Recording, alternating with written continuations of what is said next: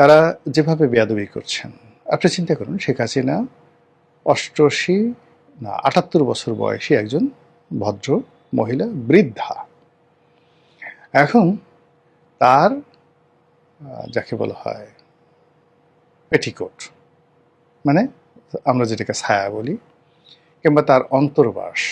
অন্তর্বাস মানে তিনি যে জাঙ্গেগুলো পরতেন কিংবা তিনি যে ব্রাগুলো পরতেন, তো ২০ বছর ২১ বছরের ছেলেরা সেই সকল ব্রা পরে, সেই সকল জাঙ্গা পরে যে উন্মুক্ত, মানে যে একেবারে ওপেন ড্যান্স, ওপেন কনসার্ট তারা গণভবনে করেছে, রাস্তায় করেছে, এটার একটা রেশ আছে। তো এটার একটা ভীষণ রকম রেশ আছে। আপনি চিন্তা করুন, বঙ্গবন্ধু শেখ মুজিবুর রহমানের মূর্তি ভেঙে ফেলা হয়েছে, ভালো কথা। লেনিনের মূর্তিও তো রাশিয়াতে ভাঙা হয়েছে, স্ট্যালিনের মূর্তি ভাঙা হয়েছে। মূর্তি তো বিমূর্ত কোনো কিছু নয়, কিন্তু সেই মূর্তি ভেঙে তারপর সেই মূর্তি যে খুলিটুকু আছে সেই খুলির উপর প্রস্রাব করতে হবে, পায়খানা করতে হবে, এবং সেইগুলোর ছবি যে মুজিবের মাথার উপর পায়খানা করলাম। আপনি কি মনে করেন এগুলোর একটা ইফেক্ট আছে না? অবশ্যই একটা সাইড ইফেক্ট আছে, এবং সেগুলো গত ২ বছর যাবৎ ক্রমাগত চলতে চলতে, এবং মুক্তিযুদ্ধের বিরুদ্ধে ন্যারেটিভ, মুজিব চোর, মুক্তিযোদ্ধারা চোর, মুক্তিযুদ্ধ হয় নাই, একটা একটা প্রতারণা, এই যে ন্যারেটিভগুলো তৈরি হওয়ার ফলে এই মুক্তিযুদ্ধের পক্ষের যে সমস্ত লোকজন, হয়তো অনেকে মুক্তিযুদ্ধ করেনি, কিন্তু বাবা করেছে, দাদা করেছেন, বা দাদার বাবা করেছেন, এরকম চতুর্থ জেনারেশনের ছেলেরা মেয়েরা যাদের বয়স এখন হয়তো ১৩, ১৪, ১৫ বছর, যারা টেকনিক্যালি ভেরি সাউন্ড, ফাইন্যান্সিয়ালি আরও সাউন্ড, ইন্টেলেকচুয়ালি দেশে দেশের বাইরে সব খবর রাখে, তারা এই পুরো সামাজিক মাধ্যমটিকে এখন মুক্তিযুদ্ধের প্রো লিবারেশন ফোর্স হিসাবে এতটা শক্তিশালী করে ফেলেছেন যে গত ২ বছর যারা রাজত্ব করেছিল তাদের কোনো পাত্তাই নেই এখন। আর অন্যদিকে নেতিবাচকতা আছে। তো যাই হোক, যখন আপনি দেখবেন যে মূল শক্তির সাথে পারবেন না, আদর্শের সাথে পারবেন না, তারপরে প্রতিপক্ষের যে জবান আছে তার সঙ্গে পারবে না, তখন সবচেয়ে দুর্বলতম জায়গাতে মানুষ আঘাত করে। গালাগালি এমনিতেই একটা দুর্বলের হাতিয়ার। তো সেক্ষেত্রে অভিনেত্রী শাওন, একে তো রমণী, তার উপর বিধবা, এরপরে আমাদের এই সমাজে না অর্থ না বিত্ত, ঠিক কোনো দিক থেকেই আপনি মানে তাকে যে আপনি কাউন্টার করবেন সেরকম না।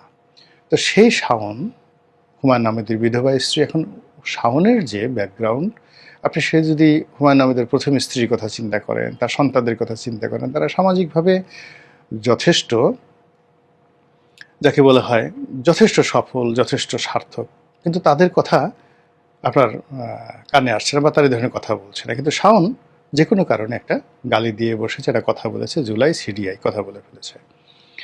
এখন শাওনকে ধরতে হবে, শাওনকে সিডিআই করতে হবে, শাওনকে জুতা মারতে হবে, এবং শাওনের সাথে অশ্লীলতা কাজকর্ম করতে হবে। এখন এই যে শাওন যে কাজটি করেছেন, এটা এই যে তিনি যে গালি দিয়েছেন, এটা তার একটা দুর্বলতা।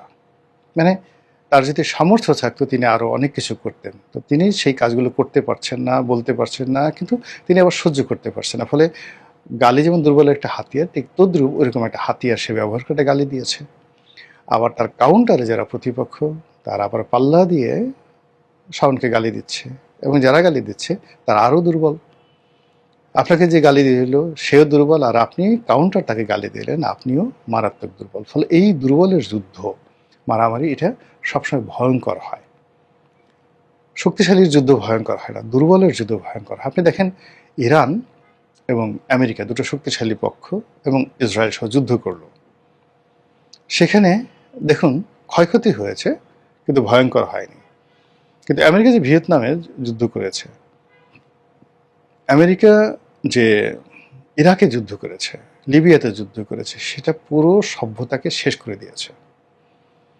অর্থাৎ শক্তিশালী এবং দুর্বলের যে যুদ্ধ, এটা একটা পক্ষকে দুর্বলকে শেষ করে দেয়। আবার দুর্বল দুর্বল যদি যুদ্ধ করে, তাহলে আপনাকে যেতে হবে বুরুন্ডি, আপনাকে যেতে হবে সেই ইথিওপিয়া, যেখানে জাতিগত দাঙ্গা সংঘাতে দুর্বলরা, কঙ্গো থেকে শুরু করে আফ্রিকার যে সকল দেশে এখনও যুদ্ধ চলছে, সে সকল যুদ্ধে, উগান্ডা সহ, সেখানে যেতে হবে। তো এই যে আমাদের দেশে যে গালাগালি করা হচ্ছে এবং দুর্বলদের মধ্যে যে যুদ্ধ হচ্ছে, সেই যুদ্ধ পুরো রাষ্ট্রকে, সরকারকে, সবাইকে কলঙ্কিত করবে। এবং একই সঙ্গে এই যে শাওনের সাথে পাল্লা দিয়ে অন্যান্য যে সকল নারী আছেন, এক সাংবাদিক আছেন সোমা, টেলিভিশনে চাকরি করেন, এবং আপনি তো জানেন আমাদের দেশের যে সংবাদপত্র, এখানে সাংবাদিক যারা আছেন মূলত তারা মালিক পক্ষেরই পারপাস সার্ভ করেন।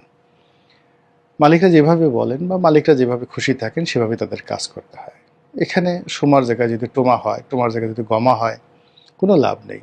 এখন যেমন সবাই তারেক জিয়া করছে, একসময় শেখ হাসিনা করতো, তার আগে আবার ইনুস করতো। তো এরকম মানে সোমারা যখন আওয়ামী লীগ জমানাতে ছিল, সংবাদের কারণে মালিকের নির্দেশ আওয়ামী লীগের যাকে বলা হয় পক্ষে করতে হবে, বা ডিজিএফআই নির্দেশ, এদের কিছু করার ছিল না। আবার এখন দেখা যাচ্ছে যে এই সোমারা বা সোমা অন্যান্য যারা আছেন তাদেরকে যদি আপনি শত হাজার কোটি টাকাও দেন, তারা কিন্তু সরকারের বিরুদ্ধে একটা ন্যারেটিভ তৈরি করতে পারবে না এবং করবেও না। এখন সেই অতীতকালে সোমা কি বলেছেন, কি করেছেন, সেগুলোকে সামনে এনে এই দুর্বল মানুষগুলো যারা দেশে থাকেন না, বিদেশে থাকেন, বিদেশে থেকে গালাগালি করেন, তারপরে বাংলাদেশে যেমন কোনো গুপ্ত শক্তি বা এরকম যারা গালাগালি করে, তারা এই শাওনের মতো সোমাকে গালাগালি করছে। বিএনপির এক এমপি মুখ ফসকে একটা কথা বলে ফেলেছেন। মুখ ফসকে মানে কি, নীলুফার চৌধুরী মনি, সে যে কথাগুলো বলেছে সেই একই কথা এই সমাজে বহুবার আলোচিত হয়েছে। এটা একটা ম্যাটিকুলাস ডিজাইনের আন্দোলন, এখানে স্নাইপার রাইফেল ব্যবহৃত হয়েছে, এখানে সেই সরকার গঠন থেকে শুরু করে আজকের দিন পর্যন্ত সেনাবাহিনীর গুরুত্বপূর্ণ ভূমিকা পালন আছে, সেনাবাহিনীর তত্ত্বাবধানে শেখ হাসিনা দেশের বাইরে থেকে গেছে। এই কথাগুলো কে না বলেছে বলেন তো? এই কথাগুলো যখনই মনি বলল, মুহূর্তের মধ্যে ওই যে নারী, সেই সমাজ যেভাবে নারী, তারপর শাওন যেভাবে নারী, মনিও একই নারী। এবং এর সঙ্গে সঙ্গে অন্যান্য যে সকল নারীরা এই যাকে বলে এই একটা চ্যানেলের মধ্যে জড়িয়ে পড়েছেন, যারা সোমার পক্ষে কথা বলছেন, শাওনের পক্ষে কথা বলছেন, তাদেরকেও এরকম সাইবার বুলিংয়ের শিকার হতে হচ্ছে।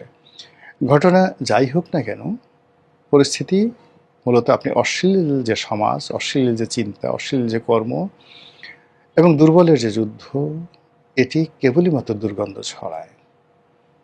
আপনি যে কোনো একটা পচা জিনিস, সেটা আম, জাম, কাঁঠাল হোক, আপনি যত বেশি কসলাবেন, যত বেশি এটাকে রিফাইন করার চেষ্টা করবেন, তত বেশি ওটা থেকে দুর্গন্ধ বের হবে। তো আমাদের সমাজের এই বিষয়গুলো যখন চলছে এইভাবে, তখন রাষ্ট্র যে শক্তি, তারা যদি এখানে গুরুত্বপূর্ণ ভূমিকা পালন না করে, তাহলে এই যে ক্যান্সার, এই ক্যান্সার রাষ্ট্রশক্তি এবং একই সঙ্গে সঙ্গে সরকারি শক্তি দুটোকেই করাপ্টেড করে ফেলবে। মহান আল্লাহ আমাদের সবাইকে হেদায়েত দান করুন এবং হেফাজত করুন। আসসালামু আলাইকুম ওয়া রাহমাতুল্লাহি ওয়া বারাকাতুহু।